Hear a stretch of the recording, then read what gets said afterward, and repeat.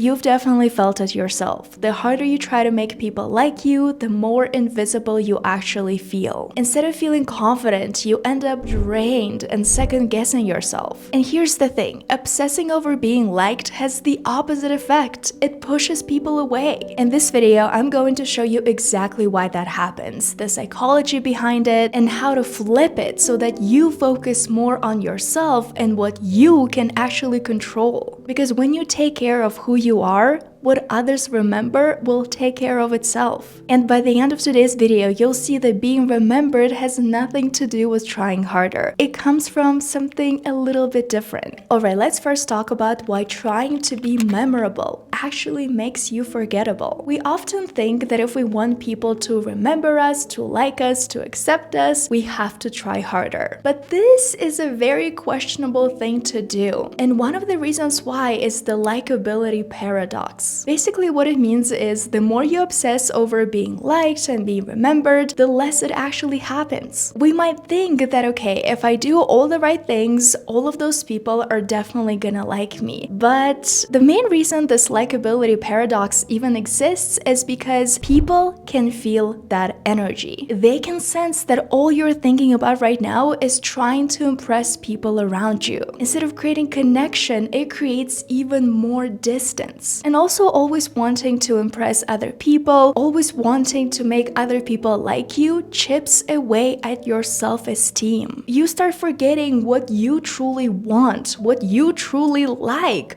who you truly are. You're too busy trying to make yourself fit that mold that you think other people are gonna like better. And because of all of that, you lose comfort in your own skin. And that is exactly why turning inward matters so much more than constantly chasing other people's approval. One of the best ways I've been practicing that is through journaling. But sometimes, especially if you're new to journaling, you might not know how to start. And because of that, this whole practice of journaling starts to feel extremely forced. That is where the app Minimee can really help you, and I want to say a huge thank you to them for sponsoring a portion of today's video. Minimee is a journaling app, and what makes it different is that it doesn't just give you generic prompts or random questions. It actually remembers what you've written before and builds on it. So instead of starting over every single day, it feels like you're continuing an ongoing conversation with yourself. I'll give you an example. I had written a lot about feeling scattered one week, and the next time I opened the app, the prompts weren't just random. They connected to those earlier reflections where I was writing about having a lot of things to do, not having enough time, and feeling overwhelmed. And so these prompts helped me dig deeper into why I was feeling the way I was feeling and how I could help myself. At the end of the week, Minimee even gave me a little emotional summary that tied everything together, and reading it back helped me zoom out and see the situation with a new perspective. If you've been wanting to start journaling or you've tried it before and it just didn't stick, I highly recommend giving Minimee a try. I'll leave the link in the description for you to check it out. Alright, so let's talk about how you can shift from this mindset of wanting to impress other people, of wanting to be remembered, of wanting to be liked, to a more confident and sustainable approach. And so the first thing I want to share is let your actions speak. What has worked really great for me, and I used to be a chronic people pleaser, is shifting my focus to the things that I can control, like my own character, my own actions, and my own growth. Instead of worrying about how other people see you, pay attention to who you are becoming. One of the most powerful things that I have ever done for myself is letting my actions speak louder than my words. You don't have to convince anyone of your greatness. And plus, you gain absolutely nothing from constantly trying to impress other people, from wanting to make other people like you, but you gain a lot from working on yourself. Think of it this way, every ounce of energy you spend trying to manage impressions is energy you could be spending on relaxing and recharging yourself. The next shift that has been extremely helpful to me is realizing that my difference is actually my power. A true powerful way to be remembered is to be real, to be you. Even though I know a lot of us in those moments, we want to change ourselves to fit in. But authenticity is exactly exactly what makes you magnetic. It's your power. It's what makes you you. You know, for me, something that I had to work on for so long is accepting my accent. I just really wanted my English and my accent to be perfect. I wanted to sound exactly like a native speaker. And I thought that if somebody could notice that I'm not, in fact, a native speaker,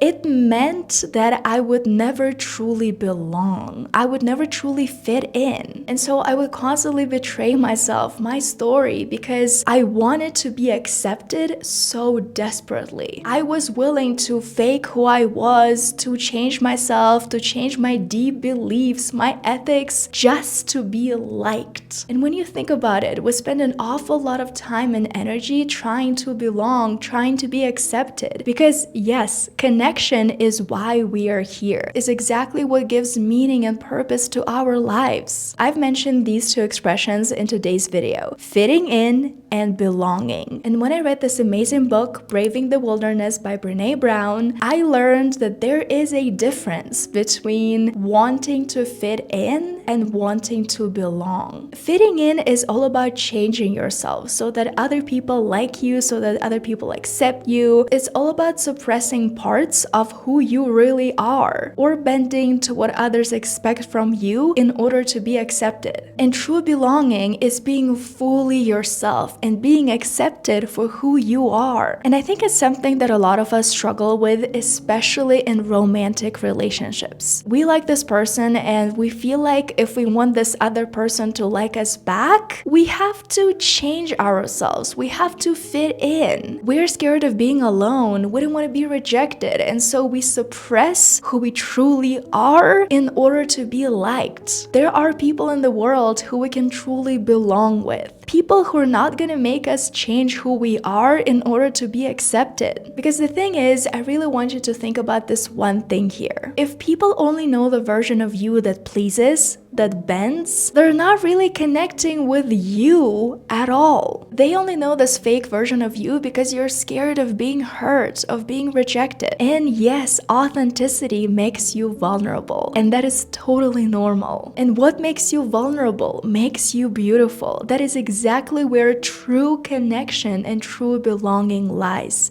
In your vulnerability. And yes, of course, being authentic also means embracing all of the ways that you are different. And that can feel scary because our brains reward us for fitting in. Our brains really don't want us to get rejected. But if you take a second and think of people who you truly remember, odds are it's not because they blended in. It's not because they faked who they were. It's because there was something about them that was distinctly genuine, that was distinctly theirs. I'm not perfect, and I still struggle sometimes with wanting to be cool in the eyes of others. But the older I get, the more I realize that if I sit with myself long enough, that if I accept me, that if I find peace in my authenticity, in all of the ways that make me different, that make me unique, I will attract those who appreciate my quirkiness. And I don't need to pretend, to try harder, to be remembered, and to be accepted. Alright, another extremely important key here is building your inner confidence. And that is when we talk about filling your own cup first. Because this behavior of wanting to impress people, of wanting to make other people like you, is connected to being dependent on reassurance from the outside world. It's connected to this external validation. When you validate yourself first, you fill your cup with this deep sense of security. You no longer walk into relationships begging for attention. Instead, you already know who you are, you already know your worth.